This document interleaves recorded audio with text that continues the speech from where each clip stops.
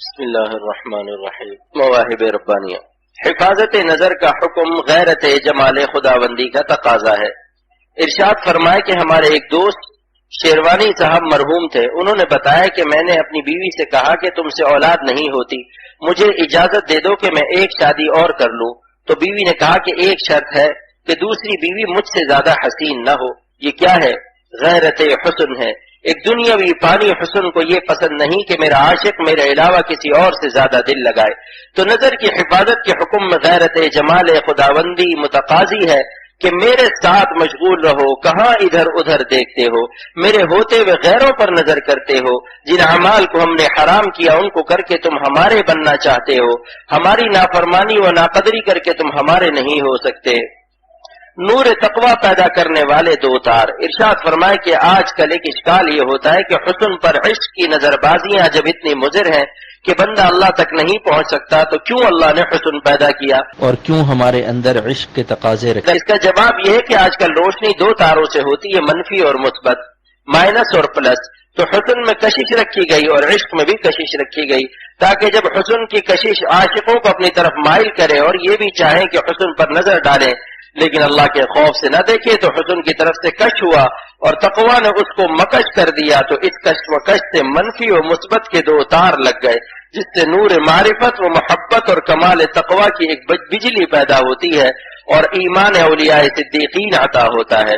حسن کے کش کا مثبت تار اور تقوی کے مکش کا منفی تار، ان دو تاروں سے صدیقین کا نور ایمان نصیب ہوتا ہے، اور جو یہ صبر نہیں کرتے وہ اولیاء صدیقین میں شامل نہیں ہو سکتے۔ مولانا رومی فرماتے ہیں صبر بگزیدن و صدیقین شدن، صبر بگزیدن و صدیقین شدن۔ اولیاء صدیقین وہ ہیں جو صبر اختیار کرتے ہیں۔ مزاح میں نصیحت۔ ارشاد فرمائے کہ لندن میں نے کہا کہ دروازوں پر کہیں پل لکھا ہوا ہے اور کہیں پش۔ میں نے دوستوں سے کہا حسینوں کو دکھا کر شیطان پہلے پل کرتا ہے، پھر پل پر چڑھا کر پش کرتا ہے اور پل سے نیچے گرا دیتا ہے، پھر آدمی پچھتاتا ہے کہ مجھے کہاں ذلت میں گرا دیا۔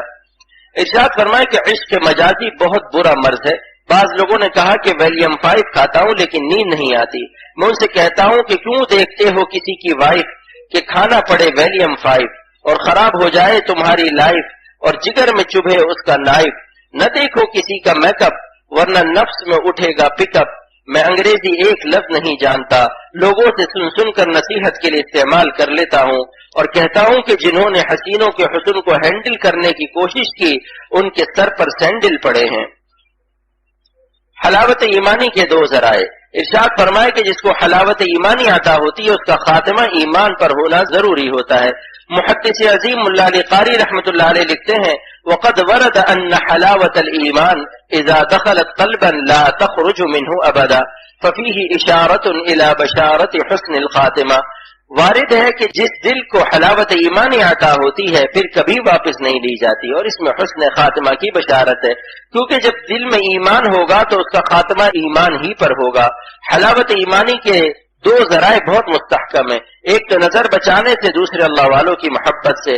اب آپ کہیں گے کہ نظر بچانے کا تو قرآن شریف میں حکم ہے اور حدیث پاک میں وعدہ ہے، من ترکھا مخافتی یجد فی قلبہ حلاوت الایمان، لیکن اللہ والوں کی محبت کی کیا دلیل ہے؟ بخاری شریف کی حدیث ہے من احب عبدا لا يحبه الا للہ، جو روئے زمین پر کسی سے اللہ کے لیے محبت کرے اس کے لیے بھی حلاوت ایمانی کا وعدہ ہے، اور اللہ والوں سے اللہ ہی کے لیے محبت ہوتی ہے، کیونکہ نہ اپنا خاندان ہوتا ہے، بعض وقت اپنی زبان بھی نہیں ہوتی اور بعض وقت کوئی رشتہ بھی نہیں ہوتا، نہ کسی تجارت اور بزنس کا تعلق ہوتا ہے، صرف اللہ ہی درمیان میں ہوتا ہے، لہذا اللہ والوں سے محبت للہ بدرجہ کمال ہوتی ہے۔ اس لیے اہل اللہ کی محبت پر بھی حلاوت ایمانی کا وعدہ ہے جس پر حسن خاتمہ موعود ہے۔ دل کی غذا۔ ارشاد فرمایا کہ زبان کی غذا عمدہ ذائقہ، کان کی غذا عمدہ آواز، آنکھوں کی غذا حسین مناظر اور دل کی غذا محبت ہے۔ اگر غذا ناقص ہوگی تو صحت خراب ہو جائے گی۔ دنیا کے تمام محبوب ناقص ہیں، مرنے والے ہیں، بڑھاپا آنے والا ہے، ان کے گال پچکنے والے ہیں، آنکھوں پر 11 نمبر کا چشمہ لگنے والا ہے، کمر جھکنے والی ہے۔ تو جو شخص اپنے دل کو ناقص فانی محبوبوں کی محبت کی ناقص غذا دے گا اس کا دل کمزور، بے کیف اور غموں کی لاتیں کھائے گا اور ہر وقت زوال پذیر ہوگا، اور اللہ تعالیٰ کے عاشقین ہر وقت نئی شان رکھتے ہیں کیونکہ اس کا محبوب کامل ہے. تو جب دل کو کامل غذا ملے گی تو دل کی صحت کیسی ہوگی؟ ان کے دل کے کیف و سرور کا کیا عالم ہوتا ہے، ان کے عالم کو سارا عالم نہیں سمجھ سکتا. روح اور عناصر متضادہ. ارشاد فرمایا کہ رومانٹک دنیا کیوں پریشان ہے. اطباء کہتے ہیں کہ انسان عناصر متضادہ اربعہ کا مجموعہ ہے، یعنی مٹی، آگ، پانی اور ہوا. ان چاروں متضاد عناصر کا مجموعہ ہے. ان عناصر کو روح روکے رہتی ہے. جب روح نکل جاتی ہے تو آگ آگ میں، مٹی مٹی میں، پانی پانی میں اور ہوا ہوا میں مل جاتی ہے. سال بھر کے بعد قبر کھود کر دیکھو تو کچھ نظر نہیں آئے گا، چونکہ یہ روح عناصر متضادہ کو روکے ہوئے ہے. اس لیے جس کی روح زیادہ قوی ہوگی تو عناصر متضادہ مغلوب اور تابع ہوں گے. جب مرکز قوی ہوتا ہے تو اپوزیشن دبی رہتی ہے.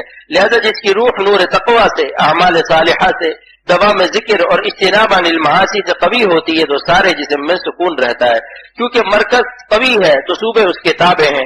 لیکن اگر نافرمانی سے روح کمزور ہو گئی تو اس کے عناصر متضادہ میں انتشار، کشمکش اور پریشانی شروع ہو جائے گی. لہذا رومانٹک دنیا میں کیا ہوتا ہے کہ اپنے ہی عناصر متضادہ کا سنبھالنا مشکل تھا. اب ظالم نے بدنظری کر کے اور دل دوسرے کو دے کر اس معشوق کے 4 عناصر متضادہ کا بوجھ بھی اپنے سر لے لیا. گویا اب 8 کا بوجھ ہو گیا، 4 اپنے اور 4 اس معشوق کے. روح نافرمانی سے کمزور ہو گئی اور عناصر متضادہ کا بوجھ بڑھ گیا. اسی وجہ سے اہل رومانٹک کو نیند نہیں آتی اور بے چین رہتے ہیں. لہذا اگر سکون قلب سے جینا ہے تو نظر بچائیے تاکہ روح قوی رہے اور اپنے عناصر متضادہ اربعہ پر غالب رہے. نظر کی حفاظت کا حکم دے کر اللہ تعالیٰ نے ہماری روح پر رحم فرمائے کہ بدنگاہی سے اس پر 4 متضادہ کا مزید بوجھ پڑ جائے گا اور اس کی طاقت کمزور ہو جائے گی اور نفس سے مقابلہ اس کے لیے مشکل ہوتا چلا جائے گا. اللہ پاک عمل کی توفیق عطا فرمائے.